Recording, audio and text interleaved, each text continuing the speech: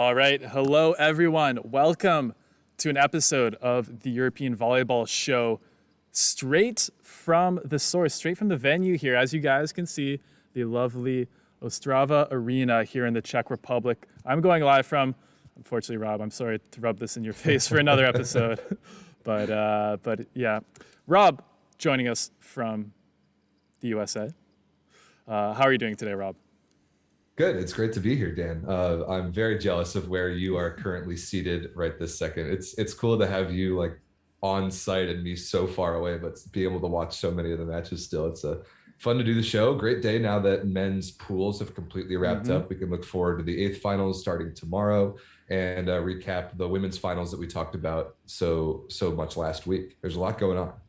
Yeah, and speaking of being on site, Rob, guys, we have a very special guest here going to join at the end of the episode. Riccardo Sbertoli, the setter of the Italian national team, along with Simone Gianelli, is going to give us some insight into the Italian team, into their tournament so far, and give us, a bit of an update on his club career moving from Milano to Trentino. So if you guys want to check that out, stick around to the end where we'll show that. But Rob, as you said, first we have the EuroVolleyM pool phase is done. All those games, how many was it? 30 matches in the books already. We still have another, not even halfway done the tournament. We still have a ton of matches left. The eighth finals starting tomorrow, so no matches today. So glad you guys could join us on our volleyball day off. Yeah, lots to talk about today, Rob. But before we get too far into the men, we haven't done a show since the end of the women's tournament. So maybe we can start talking a little bit about Italy's win against Serbia last week.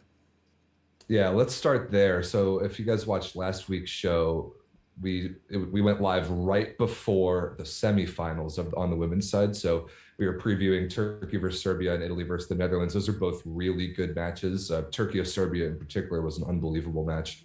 Then that set up the finals the next day. And there's a lot to get to with this. Serbia, Italy, like a classic European Titan battle, a rematch of sorts. And it gave us really everything we wanted. And I've got the stats up here in front of me. With Serbia taking the first at home, we were like, we might have the three-peat that we were all perhaps anticipating in this tournament, with Serbia winning the last two of these. But then Italy really turned up the service pressure. I thought that was the biggest difference, if we could break it down in a very simple, one-dimensional way. Serbia's passing in sets 2 through 4 was not good enough at all. And the stats definitely back that up. The balance from the offenses was exactly what we expect. Lopsided for Serbia towards Tijana Boskovic. High volume for Paola Egonu, the MVP for Italy, but also a lot of attempts and a good amount of production from both Italian outside hitters, which Serbia just did not get. They didn't really expect to get it, but it was not even close, just the number of attempts and points production from the Serbian outside hitters. And yeah, I think passing was really the difference with what Maja Anjenovic wanted to do, getting the middles involved as the second option for the Serbian offense. They just were not able to do that with the way that they passed in sets 2 through 4. Yeah, sorry guys. Rob, keep going. I just have to move locations a bit because we have a team practicing. Oh, well, that's a pretty good excuse. You can see the gym literally in the background where Dan's at. All right, let's dive into the stats a little bit more. So talking about the imbalance in the Serbian offense, Tijana Boskovic, 52 attempts in 4 sets. That's a lot, but it's not even like the most crazy number we've ever seen from her. 22 points, 6 errors, blocked 7 times for 40% kill percentage. I don't think that's an efficiency number. It's just kill percentage. So not as efficient as the Tijana Boskovic that Serbia probably would have needed to get them to a EuroVolley title. Second in attempts, Milena Rasic, the middle blocker for Serbia, who I believe just announced her retirement from the national team, which was very noteworthy. But just like we've seen from Serbia throughout the Olympics and throughout this tournament, the middle blockers were the second leaders in attempts for Serbia behind Boskovic. So Rasic, 20 attempts, 10 kills, 1 error, 50% kills, but like 45% efficiency. That's pretty good. Mina Popovic, the other middle, 7 kills, 3 errors on 16 attempts. That's not as good efficiency, but again, pretty high set load for a middle blocker. And then the outside hitters, man, 18 attempts combined for 3 outside hitters. That's so incredibly low for a good international team. And the stat we've got to point out for sure, Serbia 28% perfect passing to Italy's 39%. That is a big difference, and I really think that was the difference in the match. Yeah, for sure. I mean, Rob, not to toot our own horns too much, but I think we kind of called some of the I think issues. we did too. The issues that might have come up during this match with, the really, really relying an incredible amount on Tijana Boskovic. And we've seen the Boskovic versus Iganu battle so many times now, and finally, which we'll never get sick of. By the way, absolutely not. Absolutely, we will never get sick of that. And like you said, the passing was really tough for Serbia, and I don't think you can blame that totally on the Serbians because the Italians were serving quite well in this match, keeping the pressure up through all 6 positions. All 6 servers were putting the pressure on. So strong performance by Italy, and they haven't really had the EuroVolley success that they've had in some of the other tournaments. So good on them for finally maybe I don't know what the phrase is. They've gotten rid of this kind of monkey on their back, I guess was one way of saying it.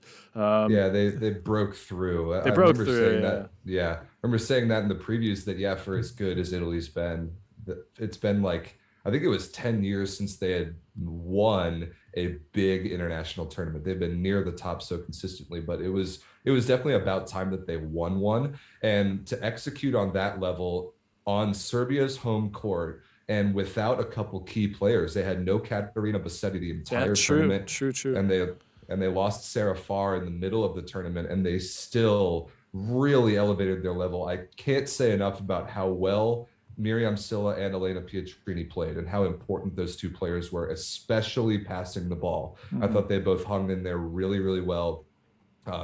25 attempts for Pietrini, 28 for Silla. Pietrini 44% kills, Silla 54% kills. That's actually 1% better than Paleogonu, plus 3 blocks.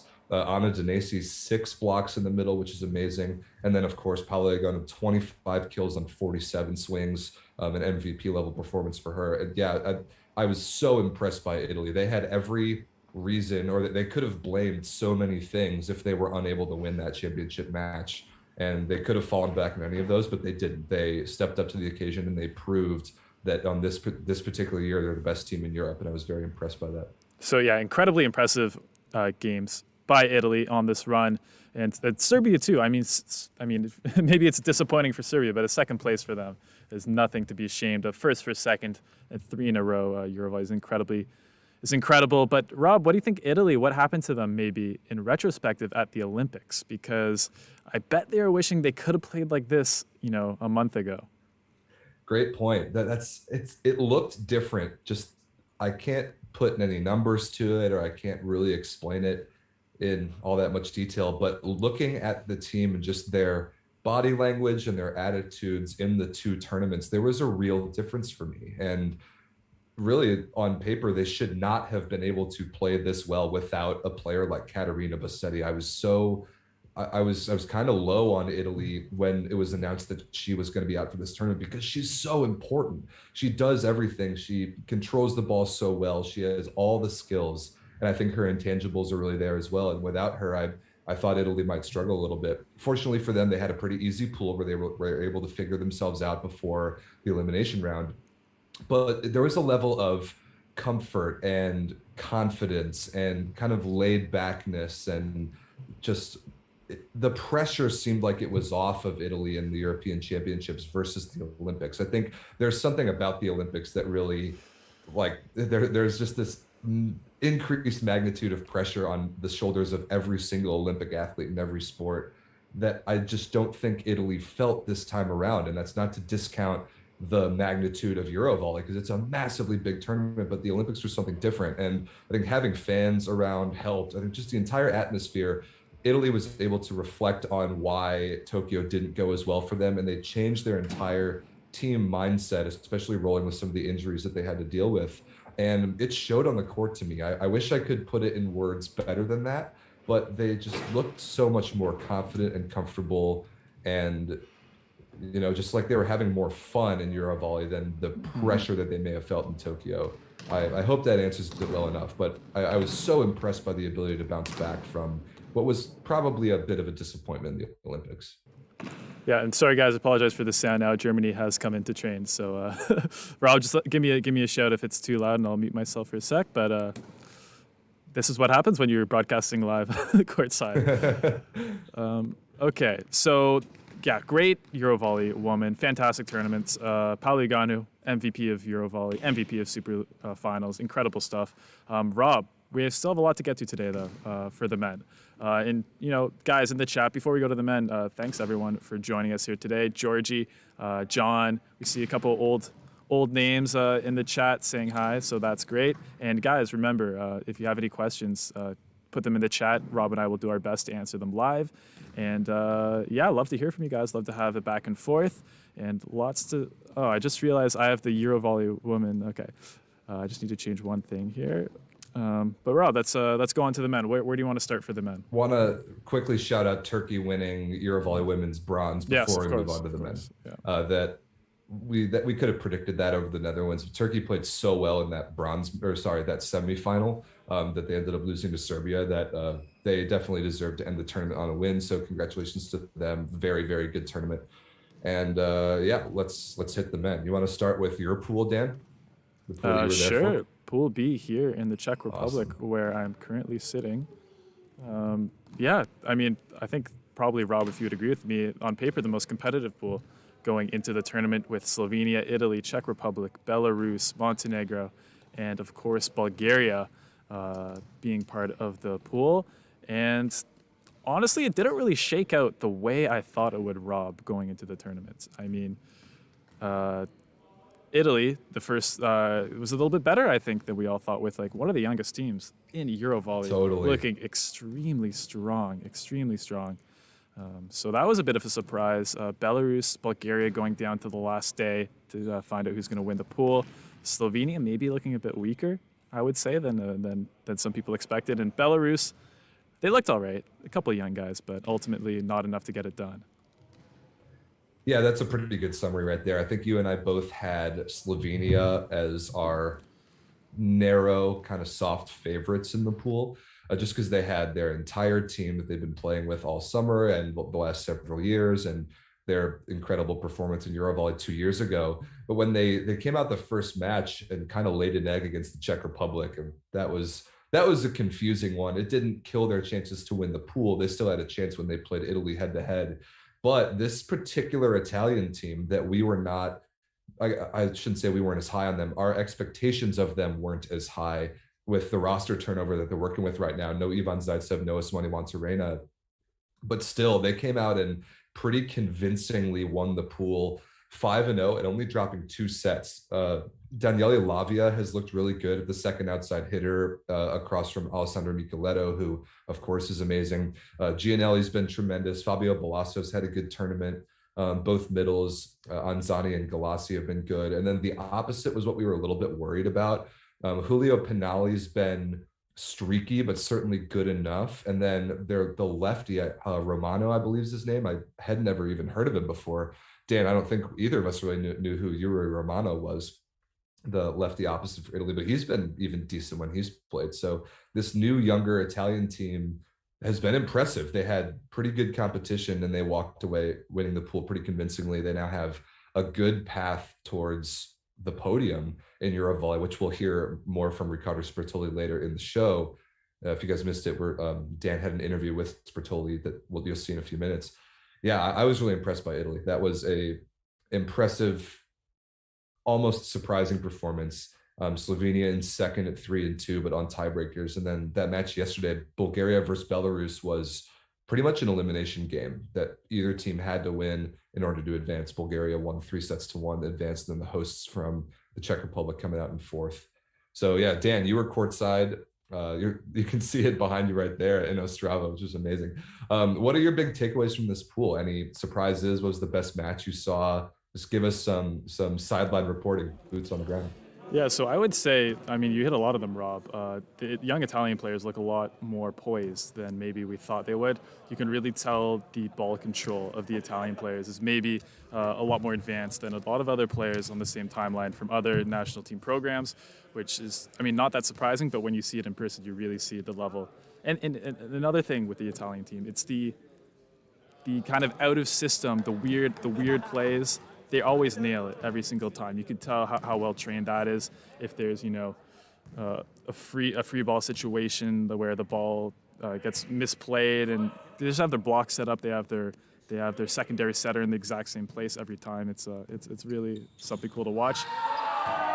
And like you said, yeah, Yuri Romano looks great. We can hear some players in the background here. Yeah, Yuri Romano looks great. Player we didn't know before, but he looks fantastic. Julio Pinali, like you said, streaky. Micheletto, I mean, it's Amazing. One thing about this pool is two players. I think we're seeing the future of volleyball in this pool with Alessandro Micheletto and then the guy on Slovenia who was very impressive to me, even if he didn't get much playing time. But Rok Mazic had to be maybe the hardest attack line practice hitter that I've ever seen in my life. Probably hitting at the top of the antenna almost every time. We posted a few highlights on our Instagram if you guys want to go check those out. But yeah, two like 19, 20-year-olds playing already at this level. I think the next generation of volleyball is quite ready. As for the best game in this pool, Rob, I would say Bulgaria versus Belarus, which was an early playoff elimination game we had here yesterday.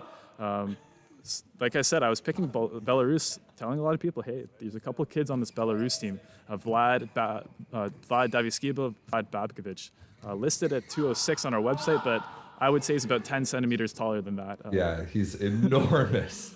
Probably pretty easy to tell if you guys were watching the matches, especially that mohawk, like I said last week, adds a few inches there. And he played both pins. I didn't know he had that. So that was an interesting thing from this pool, Rob, was kind of, there were a couple cases of that, of I would say almost positionless volleyball. Or switchability between the wings. The Vlad Babkovic, I noticed it, which I was not expecting, by the way. The guy's over 7 feet tall, like 216, 217 centimeters, and he was receiving. Obviously being targeted a lot, didn't do the best job, but the fact that he's even willing to try it, and he's doing all right at it, incredibly impressive. And then the other guy who, maybe this is spoilers, but Lucas Vicina, also traditionally an opposite playing outside hitter. So yeah, a couple really interesting cases of that. But Bulgaria, I think one maybe game that's gone under the radar was Todor Skrimov's performance against Belarus. Have you seen the stat line, Rob? I have not, but I'm looking at it. I'm going to look at it right now. Okay, 15 for 23 attacking. Already amazing to have that kind of efficiency on that volume. And 8 aces as well for Todor Skrimov. Wow. Yeah, he is That's a incredible. monstrous server. So yeah, good stuff.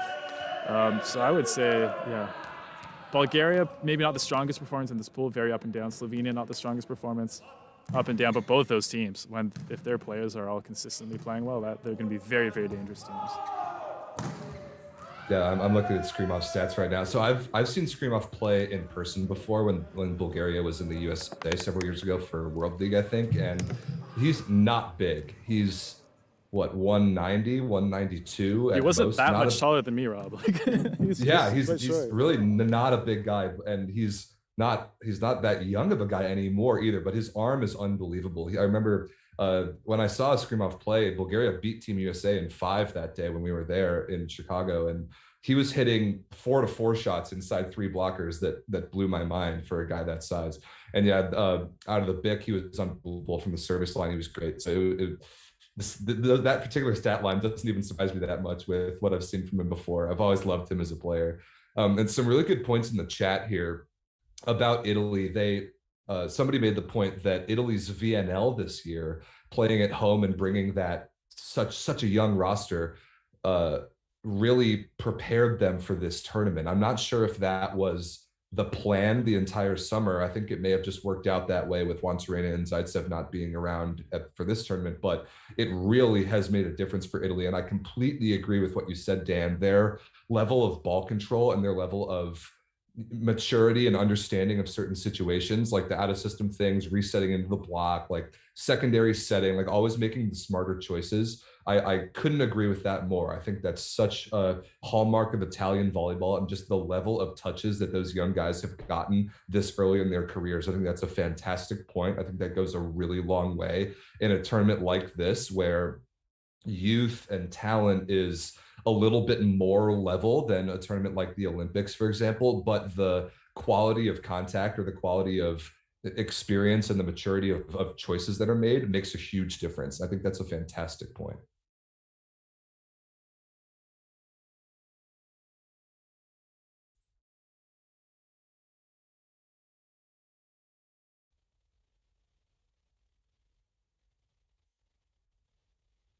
Oh, totally. Georgia, Bulgarian. He knows it better than anyone. Yeah, Bulgaria, third place in this pool, making it out, having to beat Belarus in basically a playoff in order to do so. But that, and we'll get to this later. Bulgaria's eighth final matchup is probably my favorite of any of the matches. It's the match I'm most excited to watch. Oh, sorry, So Rob. I was muted probably on my last my last point. Sorry. Okay. So let's take this opportunity, maybe a good time to talk about our surprise player of the tournament, because mine, unsurprisingly, comes from this pool. And I mentioned him a bit earlier, but Lukas Vesina of the Czech Republic has been very impressive to me.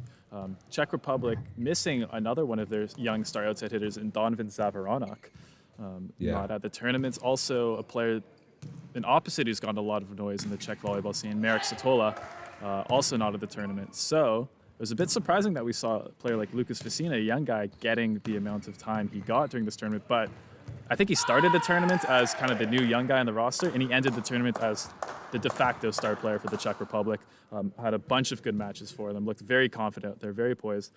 Definitely, I would say, serving and blocking, which is something to you really want to look out for in a young player. Looked great so far. The technique is great. He's clearly very athletic, and he's playing in Karlovarsko next year, Rob. But I think there might have been some higher level clubs maybe calling a bit, because he's ready to play at that level, in my opinion. great point. I love the point you made about serving and blocking being an indicator for a young player if they're really going to be able to make that next step sooner or later, because attacking and receiving are something that you can learn. I mean, even if he's going to play opposite still, that's something that you can learn, but blocking at the highest level is so hard. And serving is such a mental thing, really, and a skill that you understand based on experience of how to serve in big situations, and stuff like that for a player of Vesina's age is already impressive for a guy that young. And I love that point. I think he's poised to make a huge jump in the next couple of years. Seeing him in Karlovarsko, I actually like, because they'll dominate the Czech league pretty easily, but they're going to get to play in Champions League again, like they do pretty much every year. And he's going to get more and pretty substantial set load against some really good competition this club season. So I'm excited to see that. I would not be surprised if he's one of the leading scorers of Champions League this season. And Absolutely, by the way, just out of default. By the way, while we're on the topic of young players serving well, another player who with a monster serve, Alessandro Micheleto. Like leading one of the leading ace getters in the entire tournament, as if he's already added this to his game this early on. Like, come on.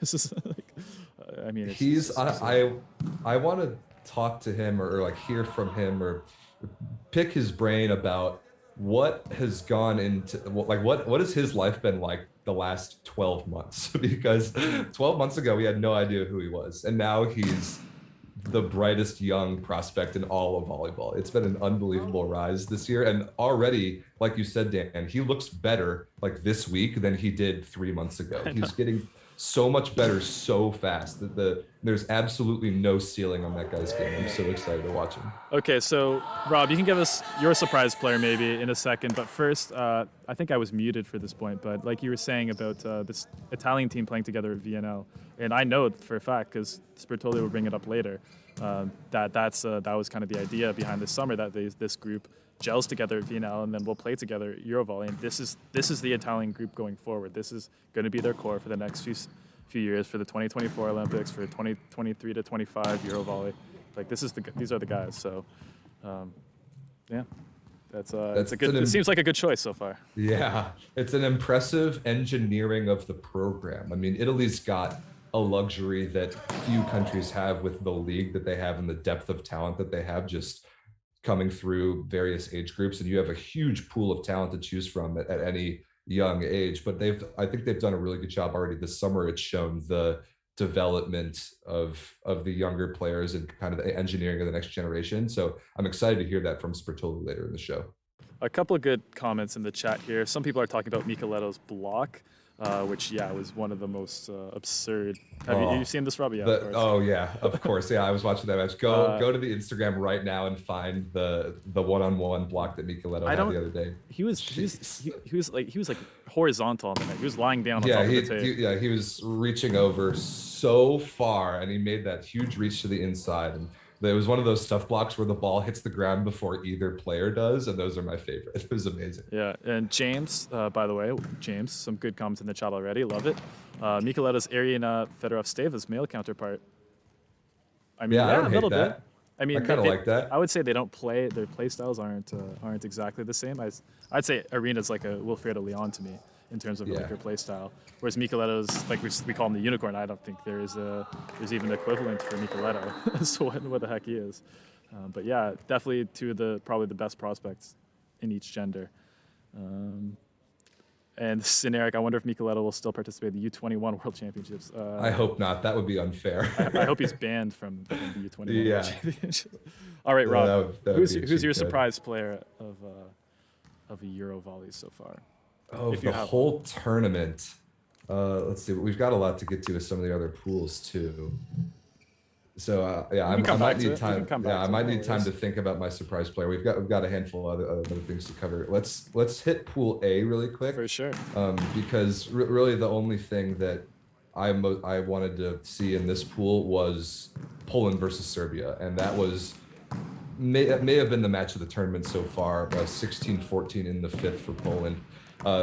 You made a point on, I can't remember if it was on this show, Dan, or on your podcast on 5-1, that Poland shifted their mindset of this tournament after the disappointment of the Olympics. I think that the plan going into the summer for Poland was to treat this European Championships kind of how Italy is, and kind of play some of the younger guys, some of the next generation, and not necessarily play the Olympic starters all the time and try to go out and win the tournament every match. But after what happened in Tokyo, they seem to have switched that strategy to now really going pedal to the metal to win EuroVolley. And I mean, they're playing at home, they're hosting the rest of the tournament at home. It's a good opportunity for them to win one of these. And I think their federation may have nudged Vital Heinen into saying, hey, you need to go out and win this tournament. And it seems like that's what they're planning to do so far. Pretty convincing over all the other teams in the pool, but Serbia played them really well that third match of the pool. That was a really fun one to watch. Wilfredo Leon looks unbelievable. We've seen a good amount of Kamil Semeniuk in a starting role, which Dan, you and I both absolutely love. Bartosz Kurek's been good. All three middles have been good, but Peter Nowakowski has always been my personal favorite of the bunch. He's been good. So far so good for Poland. I've been impressed by that. The Ukraine looked pretty good. I love Dmytro Wiecki, who we talked about last week. Plotnicki's been good. Ukraine finishing in third. And then my personal disappointing team of the tournament so far, Belgium 1-4, fifth place, and not making it out of pools. I expected a lot more out of that. As I mute myself. By the way, if anyone, Rob, if you see a ball coming for the back of my head, give me a shout. As the German team practices behind me. Okay, first of all, let's go team by team. Poland, I agree with you. I think a EuroVolley win would be very cathartic for them and really prove that this group of players, I mean, they proved it 2018, but I feel like that's starting to wear off. I think this group needs to prove it again. And I think not really to fans, but to themselves more so than anything. Serbia, that Poland-Serbia game, one of the best of the pool phase, I would say. Ukraine, like we've said on our preview, Plotnicki, Wiecki. And Wiecki's taken it, he looks incredible out there, and I think people are starting to take notice. Yuri Semeniuk, also great. I love the photo of Kamil Semeniuk and Yuri Semeniuk. Of the two Semeniuks. That was great. That was a good one. But you're right, Belgium. I mean, it was between Portugal, Belgium for me for this fourth spot, but I probably thought Belgium should have got it, and it just didn't happen. I thought Sam Deroux was great, but I mean, other than that, the team, I don't know. They just haven't really put it together with this group of players, and I don't know. What do you think the issue is here, Rob, for Belgium? I think they need to make a choice at setter and opposite just to keep the same guys. We saw a lot of Steindo Hulst and Hendrik Turlinks, who are both the shorter of the two options at setter and opposite. And we saw the Steindo Hulst kind of miracle story coming in for Bruno a few years ago in Leuven being really good. But those two particular guys, I think, just don't match up physically with a lot of the other teams in this pool, especially like a young Ukrainian team who's pretty massive. Poland, no chance. Serbia, no chance. Just so much more physical. Sam, and like in the men's game, other than Wilfredo Leon, it's difficult to have your outside hitter be your biggest offensive producer. I can't think of another team in the world quickly off the top of my head who really leans on an outside hitter in the men's game the way that Belgium does. And Daru's a good player and he's got a lot of tools, but I just don't think it's a recipe for international success to build the team that way. I wish they could get middle. I might disagree with you a little bit more. Really? Yeah. All right. I think Clement Cheboul. I think we saw that VNL. Oh, okay, good point. If you remember that one, you're right. It's good not. Point. It's not common. Yeah, Wilfredo Leon, like you said. But yeah, I mean, we are, I guess, struggling to come up with too many examples. So that's probably. Yeah.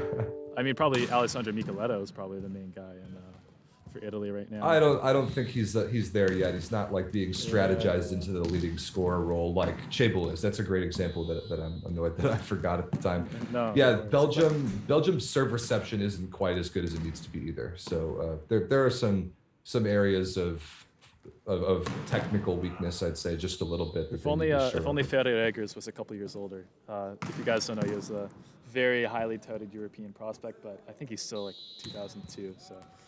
They've got a couple young prospects. I can't remember what's his name. They have a middle going to be the third middle for Trentino this year. About to hear. That's right. And then an outside hitter who we saw, the blonde kitty. Where's 20? I forgot his name. Good player as well. Luke Hint. We saw him. Yeah, we saw him in Champions League.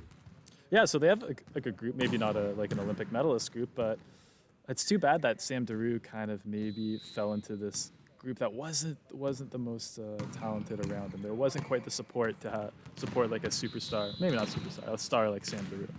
Yeah. I think Belgium needs to catch lightning in a bottle one year and consistently be like a VNL sort of team. If they can play in a competition like that year after year, that's going to be huge for developing that program. The problem is getting there because it's really hard to do coming out of Europe. Yeah. Okay. There was a really good question that I'm trying to find again in the chat. Oh yeah, this was a good one for you, Rob. Luburic or Atanasevic? Oh, the question of the century right there. Yeah, exactly. That's something we've been wondering all year, the last 2 years, ever since kind of the Atanasievich saga started last club season. I've been kind of high on Luburic for most of this national team season, just because you know what you're gonna get out of him. I think you don't lose anything in terms of physicality or athleticism or experience. He's not gonna be able to take over a match the way that prime Atanasievich could do, but I don't think you need him to do that. I think you just need him to be reliable, score maybe 15, 20 points a match on pretty good efficiency and make good choices, because you have Ivovic and Kovacevic who are both so good and you have unbelievable middle. So because Atanasievich is coming off of such a weird period in his career where he's been so streaky and inconsistent, I think the consistency factor that Luburic brings is enough to start him if it was me. But it didn't really affect them all that much. They were 2 points away from winning this pool. So they've been able to experiment with what each player is going to bring them so far. But going down the stretch in the elimination stages, we'll see. If it were me, I would lean slightly towards Drazen Luburic. How about you, Dan? What do you think? Yeah, the thing is, I think the ceiling's a little higher with Atanasievich, especially now that he seems to be coming into form a little bit. He definitely looks better than he has, all of last year, like the past 18 months. That I agree with. But I mean, yeah, I think I would go with Luburic as well, Rob. I mean, I think the Serbian team with Luburic is still good enough to win EuroVolley, right? Like, I think it was maybe a different team where you needed that extra push, that extra higher ceiling. Then I would say, yes, start at Atanasievich. But like you said, with the middles being the offensive options they are, with the outside hitters being able to score as they are, I think Luburic is a safer bet as well. And man, his serving is very underrated. Yeah, serve is tremendous, which is something that Atanasievich really brings that you miss without him. But yeah, Luburic is there. I think that's a great point to summarize the whole thing. This Serbian team can win EuroVolley with Drazen Luburic there, and for that reason, I think that he should be the guy. All right. Rob, someone in the chat actually had a very good breakout player for you. If we want to use this as a segue into maybe a Pool C. Yeah. Mandarici, if I'm saying that right, the Turkish outside hitter with unbelievable bounce. I don't know. Came out of nowhere. Like, That I guess we kid don't follow the is Turkish league as closely as we should, but he looks really, really good. so one of my matches that I wanted to really spotlight from the last couple of days was Turkey versus Finland. I think that was yesterday, maybe the day before. One of the most fun matches I've watched in the tournament. Finland ended up winning in 5, but Turkey had a chance to get second in the pool in Pool C if they had won. If they had won the match or maybe won 2 sets. I can't remember what the tiebreak scenarios were.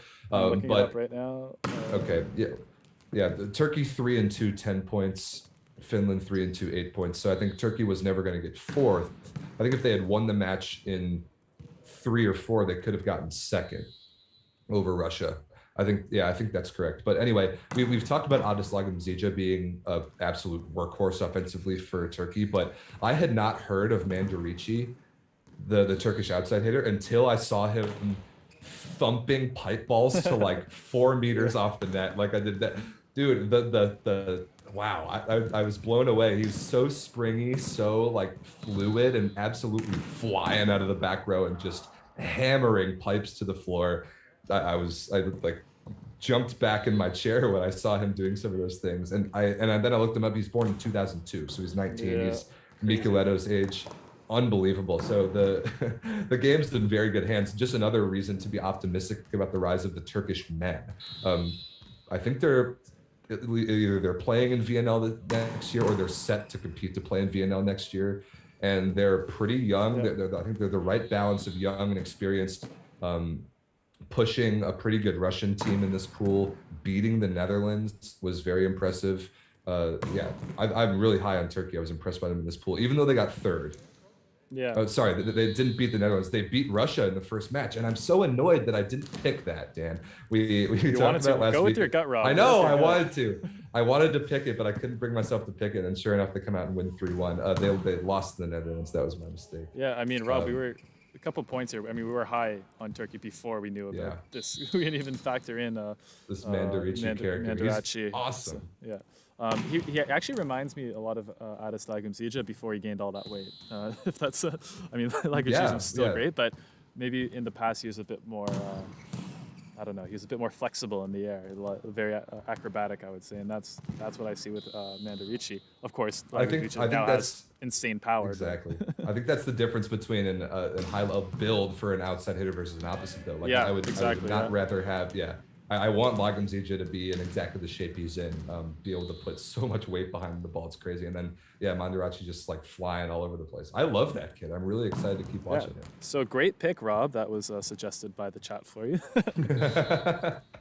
Thanks, chat. All right, so let's move things along a little bit faster here because we want to get to our picks as well.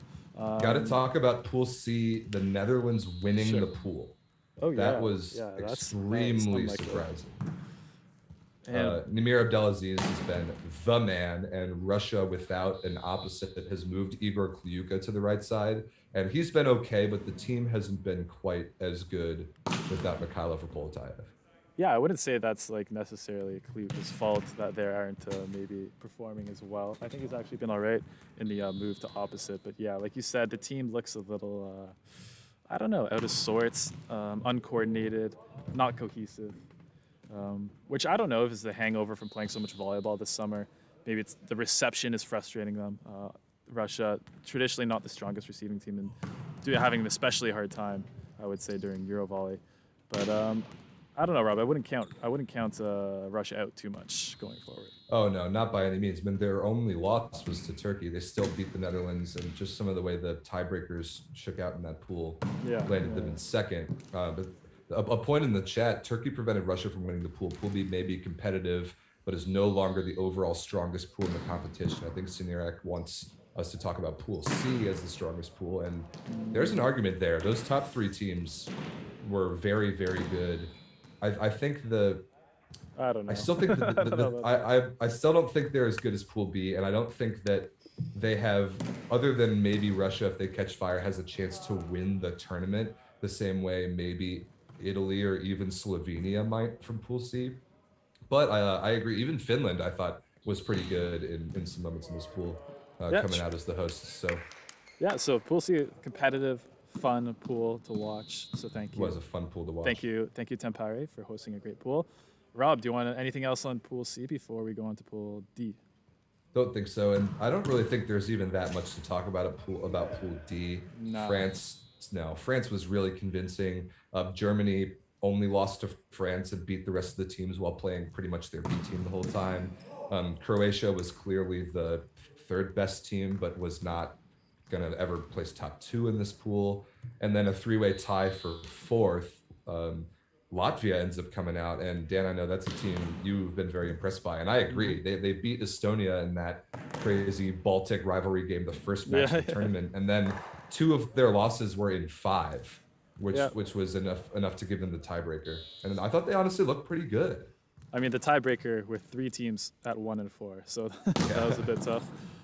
But like you said, 5-set losses is pretty close to a 5-set win, so can't take that away. But yeah, Rob, I would say the 2 teams, because I watched a lot of the qualifiers, and I know not everyone watched as much qualifiers as me, and the 2 teams that I thought were the most impressive there were Latvia and Belarus.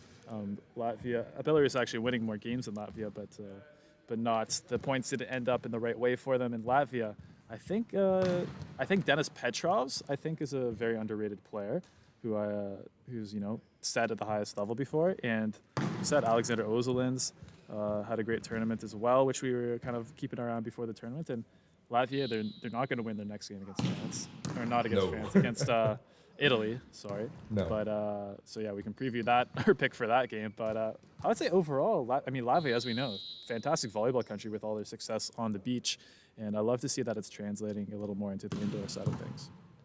Agreed. I actually know a handful of Latvian guys here in the U.S. that are all big volleyball fans, and so that country definitely has a volleyball presence. So it is cool to see that on the indoor side. I like that. The more talent coming out of Europe, the better, as if we didn't have enough already. All right, Rob, do we have any?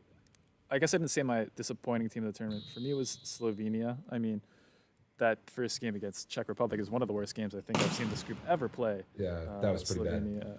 But they bounced back relatively well. But I did not. The Italy-Slovenia game was close at times, but I didn't expect a 3-0 like that against a much more raw and green Italy team. Looked like the more mature team against Slovenia, and also, I mean, for Slovenia, I would maybe I'm biased, but I would like to see a bit more Rock Mozic. I mean, find a way to throw him into the rotation. It's tough because you have Chebul and Ernau, 2 fantastic outside hitters. Tonček Stern at the opposite. But I mean, you have a Micheletto Mandarachi type player, in my opinion, who's getting frustrated sitting on the bench. So I would try and get incorporated maybe a little bit more.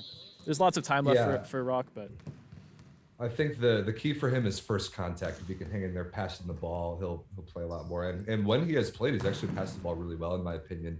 You made a great point. It's just hard to break in that starting lineup with Chebul and Ernau in front of him. All right, Rob, shall we get to our picks for the 8th finals? Let's do it.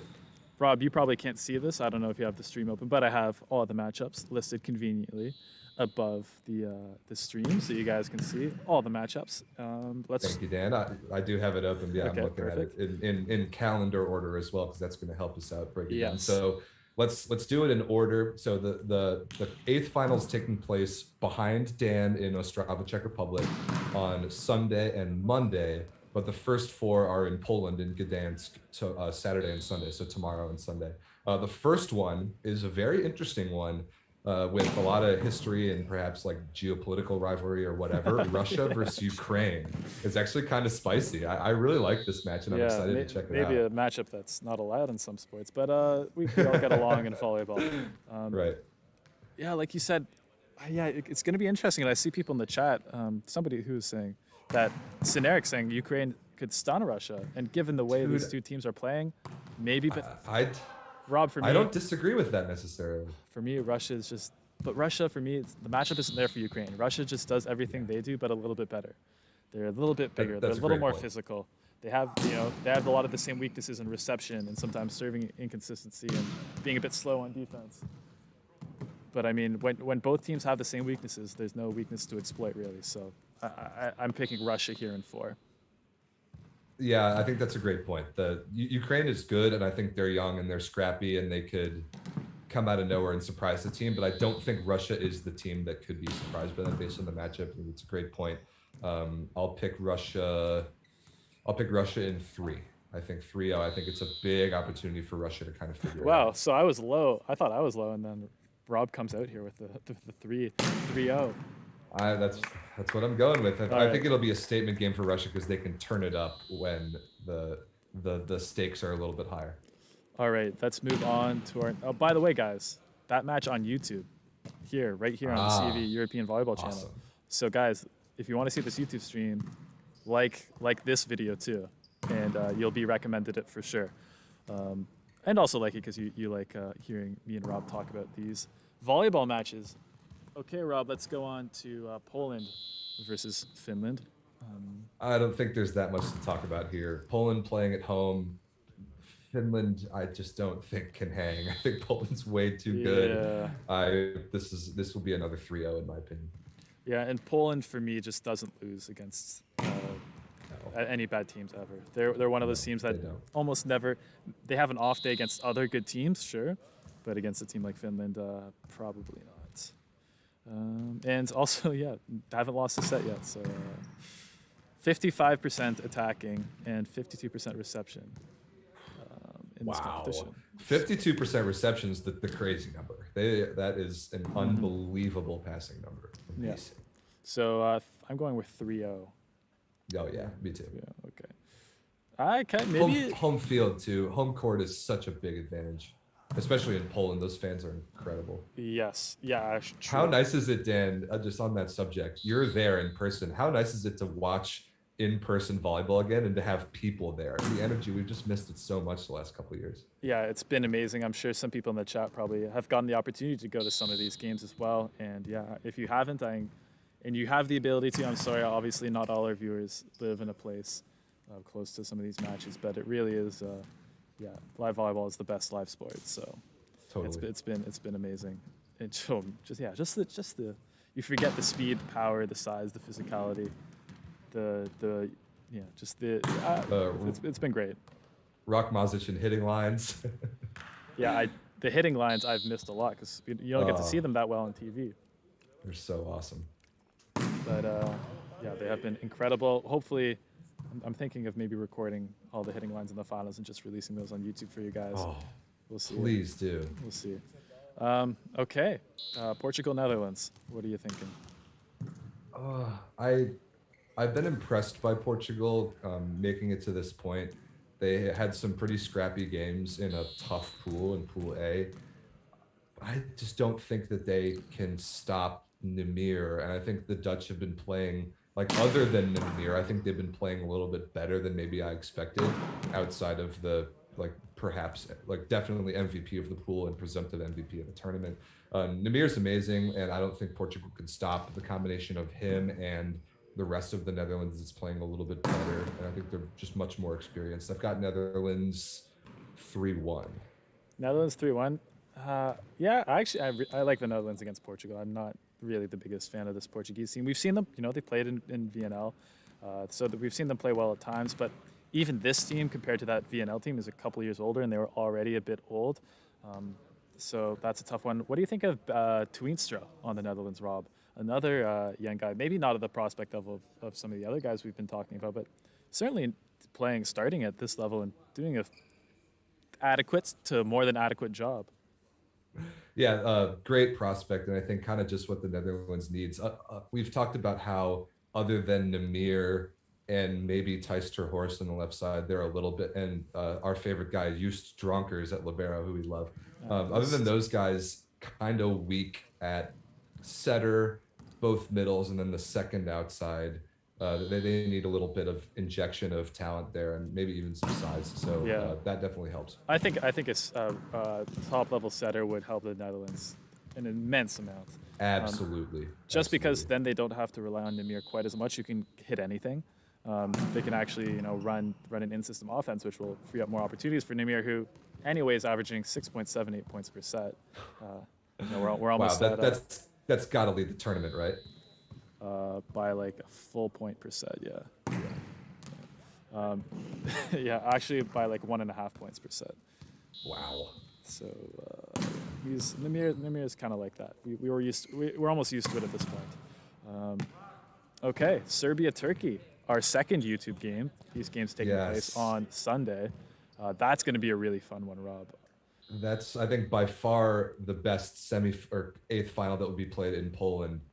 Out of these 4 matches, that's the one I'm the most excited about. Man, I think I'm gonna learn my lesson, Dan, from the Russia-Turkey upset that I wanted to pick but didn't. I'm gonna go out on. I'm gonna deliver the very spicy take, and I'm going to pick Turkey to beat Serbia.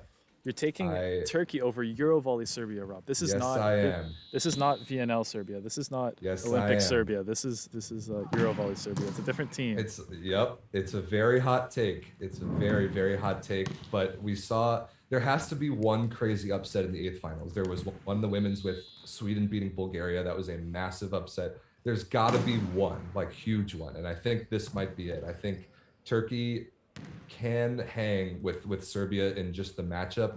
I think Turkey's been battle tested in the pool. I think they might, like Lagum Zija blocking against Ivovic and Kovacevic. I think he's a very good blocker. I think they have a chance strategically to understand how to slow down Kovacevic, which is a lot of why Kovacevic is so good against other teams is because other teams just don't understand what they have to do to block him. They have to like block lower and absolutely seal over the tape as close as they can to avoid getting used by all that stuff. I think there's a chance that Turkey can figure that out. I don't know. I have a little feeling about this, and I had the same feeling with Turkey and Russia that I couldn't bring myself to pick. I'm gonna do it. I'm gonna pick Turkey over Serbia. Did you have the same feeling in the semifinals last week with Turkey?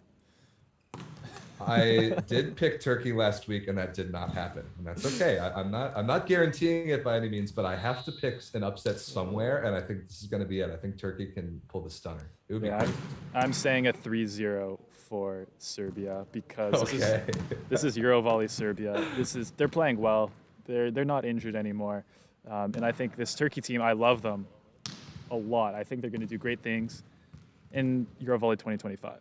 I think they're not quite ready yet. I love this group of players. I think they're going to be in VNL. I think because they, like you mentioned earlier, they want Golden League, so they will be competing to get into the next edition of VNL, and I think they will get there. Cuba maybe could slow them down. It's going to be between those two. But yeah, still ways to go with this Turkish team, and the Serbian team looks pretty locked into me. So I'm going Serbian 3. Okay, yeah, I know it's a very hot take, and I'm excited to watch that match. On YouTube. So Rob, will you be joining us in the YouTube chat for that match? I absolutely will. Okay, so everyone watch out for Rob there. Okay, next match. These are our Czech matches starting now. Italy, Latvia. Do we need to spend too much time on this one? I don't think we need to spend any time here. Yeah, Italy in 3. Yeah, Italy in 3 as well for me. Yeah, Rob, you're getting a lot of spicy peppers in the chat here from a couple people. Good. That's my life sustenance is spicy hot pepper emoji. So keep giving. I think the only person that agreed with you is Everett DeLorme. Hey Everett, we love you, buddy. Thanks for watching. All right. Yeah. Okay. Germany. Shouldn't pick them. Talk too much about them as they're right behind me. Versus Bulgaria. Rob, what's your pick here? This is probably the most competitive eighth final. Yeah, I think either of these two teams could absolutely win this. Germany confuses me because they had, I think, the easiest pool in the tournament, and they haven't played the starting. Like, I don't even know what the starting lineup is because we haven't really seen what to expect. And Bulgaria's been so streaky. I don't know how to predict that one either. Oh man, this is a tough one to pick for me. I'm gonna go Germany in 5. Germany, okay. I actually probably going to pick the same thing just because I've seen Bulgaria play so much. And, they've had their great moments. Like when Martina Tanisov is blocking at the top of the tape or Todor Skrimov is serving like 3 aces in a row at 125 kilometers an hour. They look really, really good.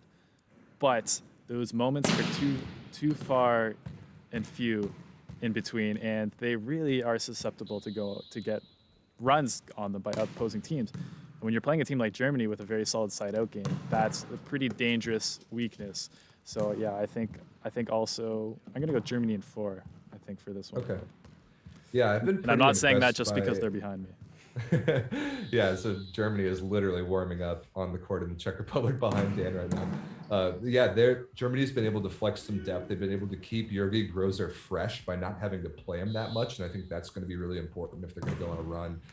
Grozer versus Sokolov is an opposite battle that I absolutely love. I'm so excited to watch that. But yeah, I think Germany has an edge in setter. I think they have an edge in both middles. I think they have an edge at libero. And even though I think both Bulgarian outside hitters are a little bit better than the two German starters, I would say a solid amount better. Yeah, I really like Atanesov. me too. Skrimov and Atanesov are awesome. But I agree with the point about Germany's side-out game a little bit stronger. They're able to prevent opposing runs. I think that's a big deal. I will predict this to go to 5, though. Like I said, I've got Germany 3-2. I agree this match is going to be really fun. Probably the most competitive 8th final. Yep, for sure. Looking forward to that match. Also on Sunday. So let's get on. Ooh. Okay, here's a couple of questions here, Rob. Before a Karlitzek point. I'm glad you brought that up because when I made the YouTube video previewing Pool D, my projected breakout player was Karlitzek because I wanted to see more out of him on the national team level with the opportunities that he got, and I think that's exactly kind of what we saw. He got a decent amount of playing time, and I thought he looked pretty good. So I don't expect him to start in elimination matches. I think it'll probably be Schott or Fromm or Reichert ahead of him. I honestly have no clue. But I thought Karlitzek has had a pretty good tournament so far. Yeah, for sure. I think he's solid. I think maybe he still feels like this. I still feel like he's a better club player maybe than on Germany sometimes. I feel like he's maybe still feels like he doesn't earned his place on this German team, or this role isn't to be like the star. Where I feel like certain times on Modena he looked like the alpha guy. He looked like he was ready to take over. So yeah. Still too inconsistent though. Yeah, the high ceiling is there, but he's got to pass the ball a little more consistently. Okay. Oh, I forgot about Caliberta, John. Great point. Yeah, they have a lot of outside hitters. Yeah, but no A level outside hitters. I would say a lot of B level. They're still maybe waiting for that next guy to take the step. Agreed. Okay, let's move on to our Monday games. First one, Slovenia, Croatia. I'm a bit surprised this matchup happened, given that Slovenia, dropping to second place, get worried. So some good third place pools, teams in other pools, but Croatia probably they feel pretty comfortable against, I would say. Yeah, I think this is for the slight struggles that Slovenia had in the pool phase. This was a pretty fortunate draw for them. I think they can handle Croatia pretty easily. I don't think there's any amount of Croatian offense that Slovenia can't stop. I think they're a really good transition offensive team.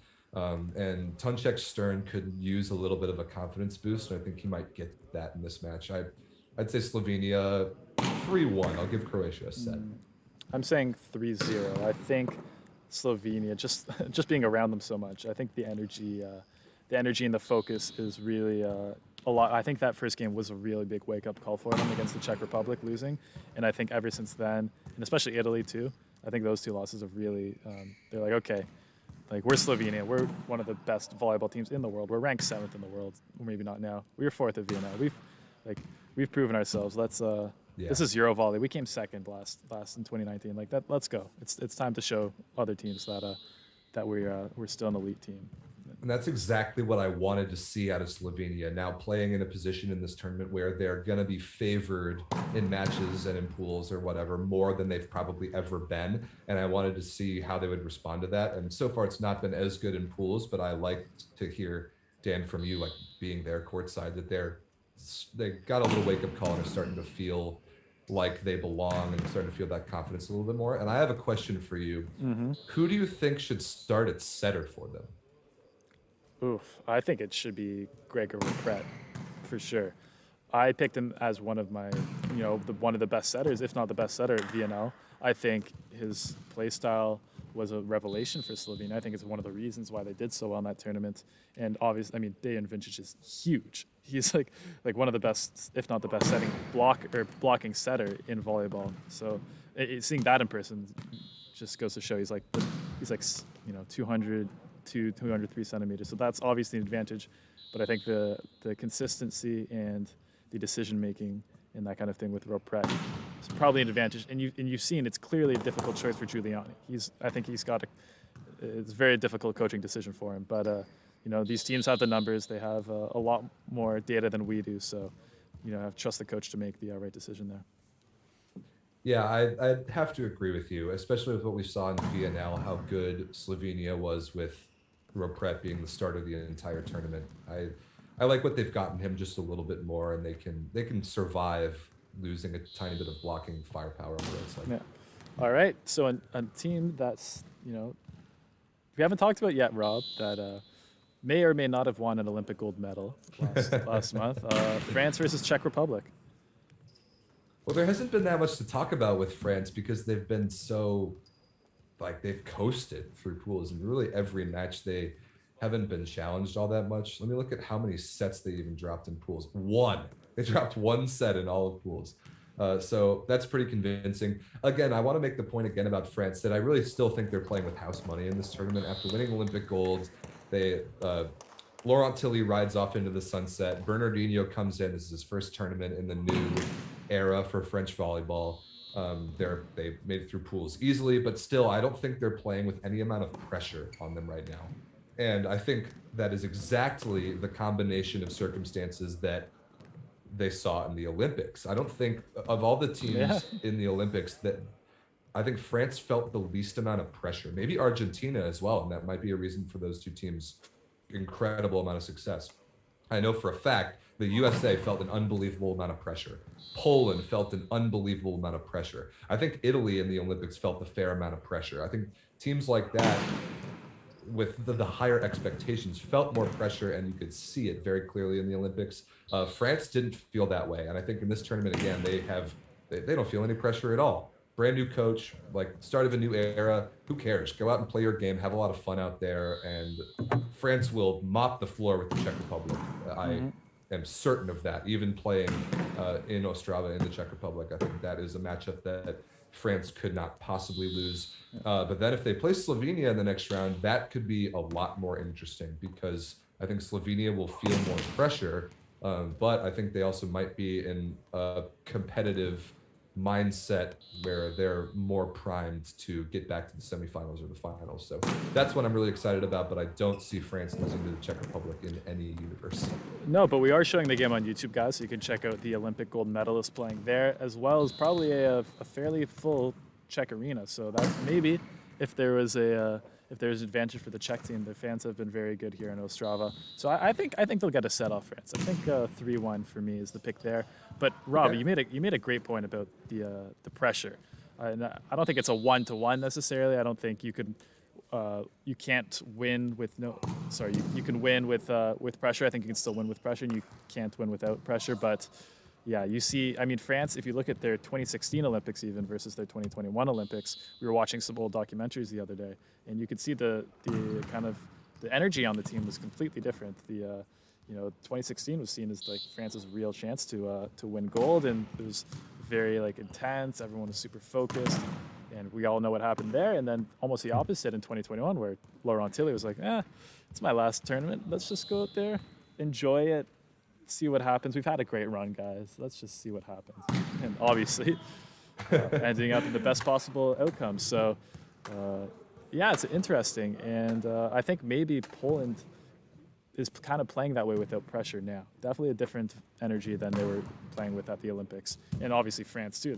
They're just having a good time here and winning a lot of volleyball games in convincing fashion. So that's such a fascinating thing about high-level volleyball. I'm a big American fan, and the pressure that team felt in the Olympics was crushing. They did not look like they were having any fun out there. Oh, not even a little bit. There was no fun being had on the court at all. And you can see that in their body language. Some of the players have talked about it since the Olympics. Just the way the combination of pressure and expectations and just the mental headspace affects every player and every team and every different tournament is so fascinating. And how that manifests itself in execution and just the body language and all that stuff on the court is really fascinating to me about high-level volleyball. But I'm not kidding about France. They could easily kind of haphazardly mess around and win a European championship. I would not be that surprised by that, just with how they're playing right now. Yeah, and I mean that would put this team in any pretty much rare legendary territory. Totally. Okay, they're clapping. I'm not sure what for. Okay, do you want to? I think there's some questions that maybe we could answer, and then we can wrap this great show up. Rob, let's see. Yeah. Brizard or Toniutti, who should France start? Man, what a question. Yeah, if you think Ropret versus Vincic is hard, that is absolutely unanswerable. It's unanswerable. Rob, you could this is a little crazy, but you could make an argument. Toniutti and Brizard there's a world where they're number 1 and 2 in the world as setters. I mean, Champions League winning setter plus Olympic winning setter on the same team. Yeah, Toniutti's had a pretty good year, man. Winning Champions League and then Olympic gold, but he wasn't the starter in that tournament. It's crazy. I don't know how to answer that. I think it depends on the matchup. I think against the Czech Republic, Toniutti could start and they would have no problems. But against Slovenia, you might need the block and serve of Antoine Brizard, who has been so good. I love it when they switch kind of halfway through. Me too. Yeah, it puts a very different look against blockers. It really messes with them to have these two elite setters that play with pretty different tempos, pretty different setting styles. And just to have that, to remember which one is even setting on each possession is a kind they of both play with so much confidence. They're just such a cool, confidence, a swagger in the way that they engineer their offenses. They understand how much control they have over all 12 players in the court. It's kind of how we've seen the way Maroof used to set when he was really playing at his best, where he really felt like, oh yeah, I'm the man and all 12 players on the court know it. I feel that way about both French setters, and they can both turn that on at any time, which is why it's so difficult to choose one. Yeah. All right, Senerik, any opinions on the U19 World Championships? Well, 2 European teams, Poland and Bulgaria. Bulgaria coming in second in that, so very promising for European volleyball at 2 European teams. Belarus with a good tournament there as well. Yeah, Belarus, as we've been saying, I mean, their EuroVolley team, they had 2 players. Their 2 best players were born in 2001. And I think that's about it from the chat, Rob, unless you see something else. No, I think that's a really good breakdown. Lots of 8th final matches tomorrow through Monday, and then quarterfinals, semifinals shortly to follow. We will hopefully be back next Friday. Make sure you know what matches are on YouTube versus what matches are on EuroVolley.tv, and check that out if you haven't already. And also, a ton of great articles on the website, guys, doing reviews and previews and everything. So if you need extra content, check that out. Including some of them by Dan himself, if you want to hear some stat breakdowns and some points. I'm a much better writer than I am a podcaster, so definitely check those out. I disagree. All right, Rob, thank you for joining today once again. Thanks everyone in the chat for joining. Let's throw it to our man Riccardo Sbertoli. Yes, of course. So guys, you stuck around for the end. You stuck around for Riccardo Sbertoli, so enjoy this interview I did. Hi everyone, welcome to the European Volleyball Show. As you can see, a little different today. I'm not joined by Rob right now. I'm actually joined by a very special guest. Riccardo, do you want to introduce yourself to the audience here? Hi everybody, I'm Riccardo Sbertoli, the setter of Italia national team, and now I'm here with him to answer to your questions. Yeah, perfect. We're very excited to have you on today, Riccardo. Thank you so much for joining us. And I think it's great to have you on because there's a lot of excitement about the Italian volleyball team right now. I don't want to be insulting or anything, but 5-0 is maybe in a very, very tough group, something that not everybody expected. What were the expectations of the team going in? I don't know. We are a very young team, but I think that we have to try to do our best to reach the final. Why not? And I don't know. Probably we'll be very strong, but for us, I think that nothing is impossible.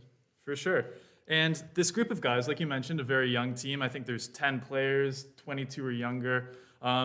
So tell me about it. Is this a group that has been playing together since the youth teams? Because as we know, Italy has some very strong youth teams over the last few years, placing high in the U21 World Championships, U20 CV Championships. So who have you been playing with on the youth teams? I don't know how to answer this question because, but I think that we can improve our level during this because we are very young now, and now we will play against Latvia, but doesn't matter who will fight against us the next game because I think that we have only to be focused on our goal, and our goal is to win every single game we played. Mm-hmm. And what are some of the things that you guys have been focusing on preparing for Latvia? I think that we have to be focused on ourselves because probably we don't know a lot of Latvian players, so we have to be focused on ourselves. We have to serving good and have a good relationship between block and defense. So I think that we have to be focused on us. All right, that's going to be a very exciting match. As you guys can see, the schedule of the upcoming matches in the eighth finals. And if you see the ones underlined, the ones we're showing on the CEV YouTube channel. So be sure to check those out. But let's go back a little bit to the group phase here in Ostrava. Probably one of the most interesting matches that I think everyone was looking forward to, Slovenia versus Italy. Of course, you know some of the Slovenian players personally. You played with Jan Kazimiernik, Tina Ernouts in Milano. So what were you kind of thinking before the match? You know, it's a very strong team. I played with the Clemens Bull too in Milano 3 years ago. And so I know him very, very good. Slovenia is a very good team. They have a lot of experience of this kind of competitions, and the last 3 European games they arrived in the finals. So it was a very nice game because we had a lot of I don't know to say, we are very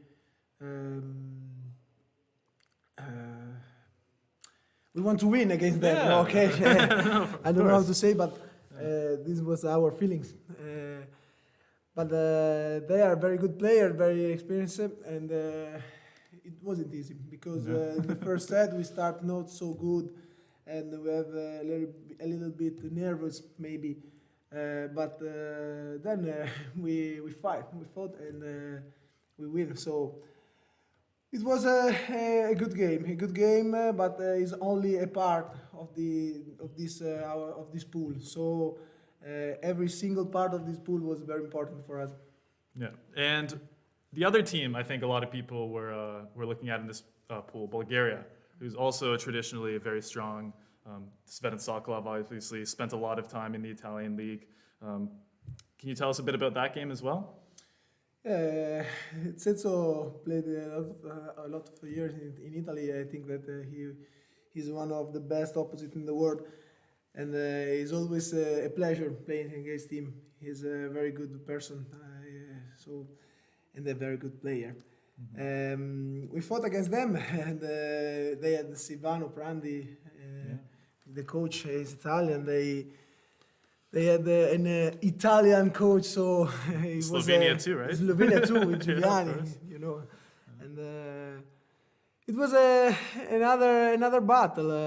All of the games of this pool were a battle. So against the Czech Republic too. Yesterday it was very difficult because they played a lot of good volleyball. So it's not easy. It's not easy, but we have to fight every single game, I think, because there aren't this game in this kind of competition.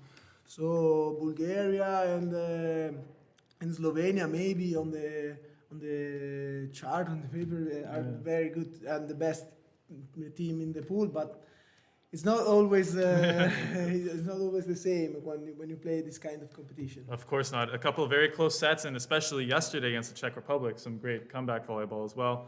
On your team, is there anyone that you've seen in practice and in training and matches that you're like, wow, this guy's like got really a lot better over the summer. They look really good. Any my players team, like that? It could be yourself as well.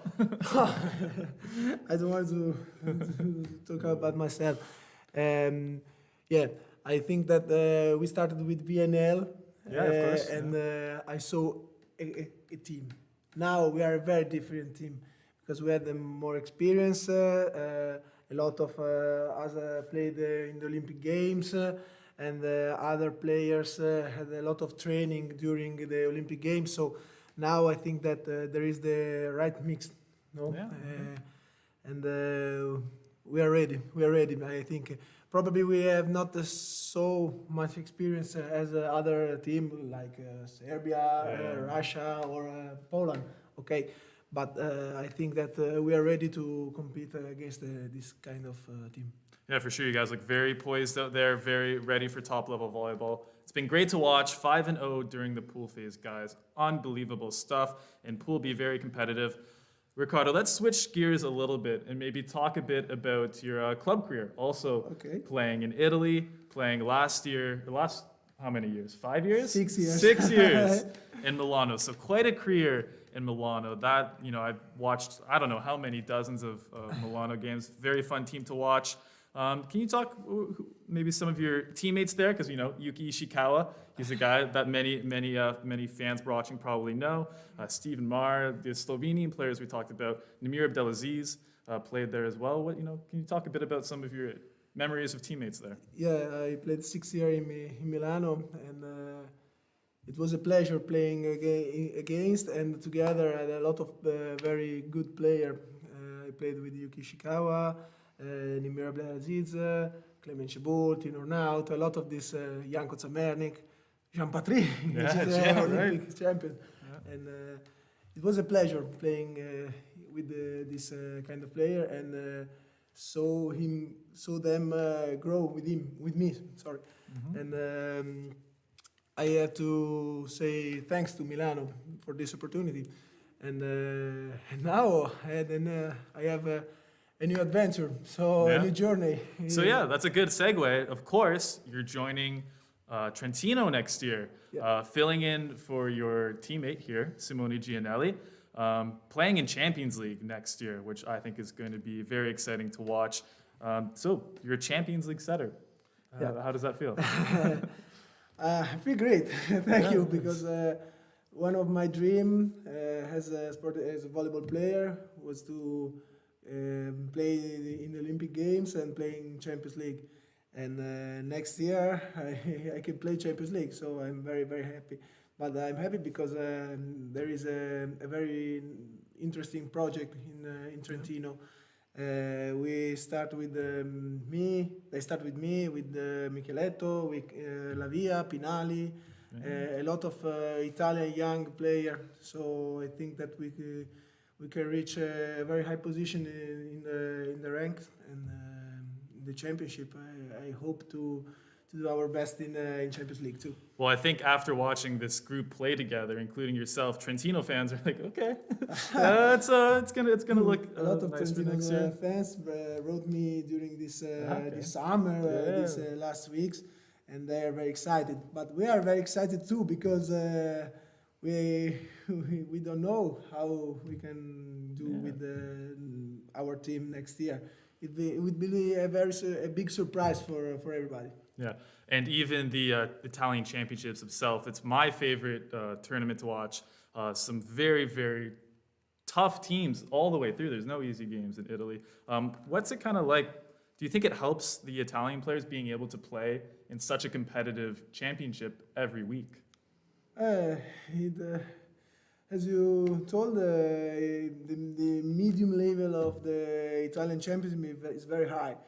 And you have to stay on top for 1 year, because if you stay on top probably for 6 months, next year you could not play there. This is a little bit strange, but it's right. It's true. And I hope that during the year more Italian volleyball player could reach this goal to play in one of the best championship in the world. And I don't know how to say to them. I want to say work, perseverance, and confident, because you have to be confident to reach this kind of goal. All right, great advice for any young volleyball players watching. Riccardo, last question before we let you get back to training and film and everything. What do you have any messages for the Italian volleyball fans watching and cheering you on, watching this show? Yeah, the last 2 years was very difficult for us and for you guys, I know. But we need to you. We need to you. We need to fans and people into the gyms. And please, one more time. I probably it's not the first time you say you heard this kind of words, but help us, and we try to give him the show you want. All right, thank you so much for joining. Best of luck in the rest of the tournament. I'm very excited to watch. It's been fantastic volleyball so far, and good luck to Italy in the rest of the tournament. Thank you.